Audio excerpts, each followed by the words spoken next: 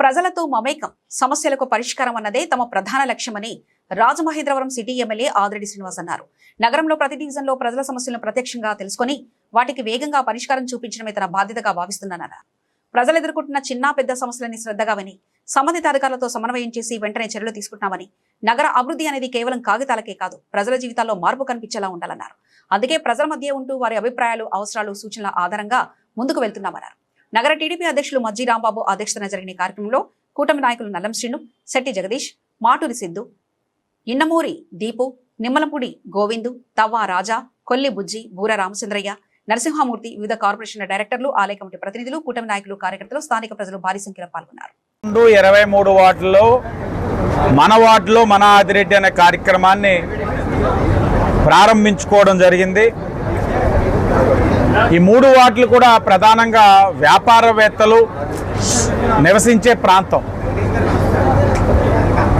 అమ్మ మహిళలు ఇటు వచ్చేయండి అమ్మా, చూడండి నాయుడు వాళ్ళకి ఇబ్బంది లేకుండా చూడు. మహిళలకి వ్యాపారవేత్తలు నివసిస్తున్న ఈ ప్రాంతంలో వారందరూ కూడా చాలా విజ్ఞత కలిగిన వారు. వ్యాపారవేత్తలు అంటే వాళ్ళు కోరుకునే అనేకమైనవి ఉంటాయి. వాటన్నిటిని కూడా మనం అందరం కూడా ఎప్పటికప్పుడు గమనిస్తూ చేస్తూ కాపాడుకోవాలి.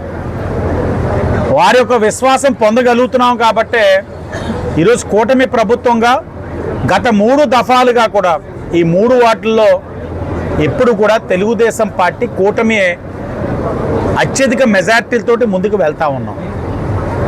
రాజకీయ పార్టీలుగా అనేక మంది అనేక కబుర్లు చెప్తారు.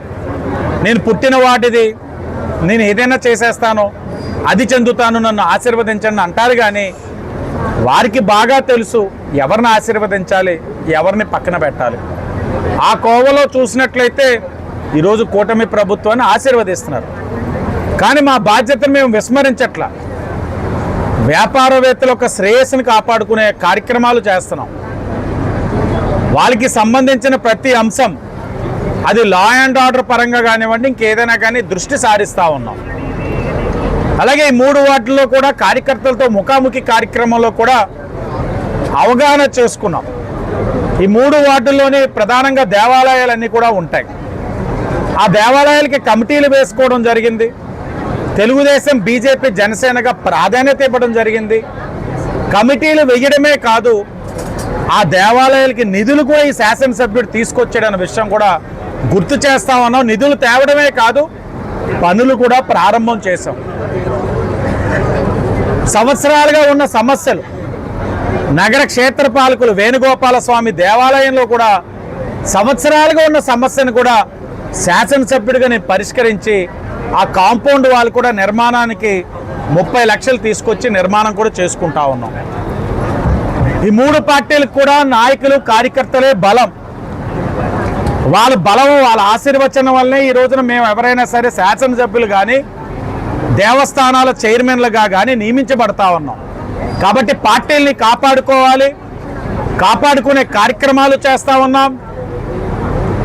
3 పార్టీల ఒక కలయికని ప్రజల్లోకి మరింతగా తీసుకువెళ్తా ఉన్నాం.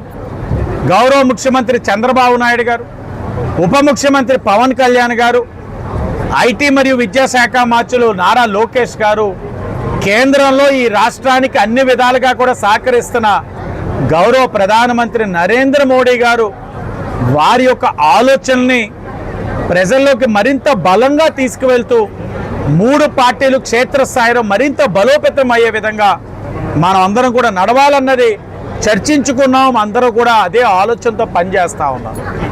ఈరోజు రాత్రి తెలుగుదేశం పార్టీ కార్యకర్తగా, నాయకుడిగా, ఈరోజు ఒక ఎండోమెంట్స్ కమిటీ చైర్మన్గా పనిచేస్తున్న ఎంఎన్ రావు గారి ఇంట్లో నిద్రిస్తూ ఉన్నా.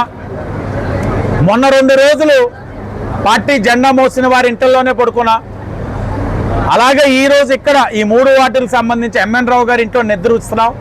నిద్రించి మరి ఉదయం 7 గంటకి మొదలై ఈ 3 వార్డుల్లో శానిటేషన్ పైన రివ్యూ చేసుకుంటూ, సమీక్షించుకుంటూ, ప్రజల నుంచి ఇంకా ఏదైనా సమస్యలు ఉన్నాయేమో అనేది వారి సమస్యలు వారి ద్వారానే వింటూ ఈ యొక్క కార్యక్రమం వెళ్తాదని కూడా తెలియజేస్తూ, ఉదయం మరలా 8ంటికి టీ గ్యాదరింగ్ కూడా పెట్టుకున్నాం.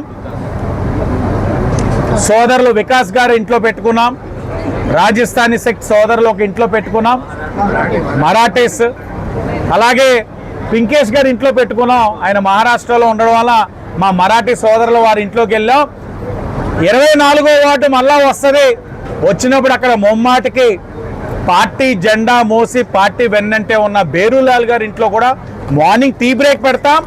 అక్కడ ఉన్న నా సోదరులందరినీ మళ్ళా కలుస్తాం. మదన్ గారి బొగ్గలు ఎరుపెక్కుతున్నాయి.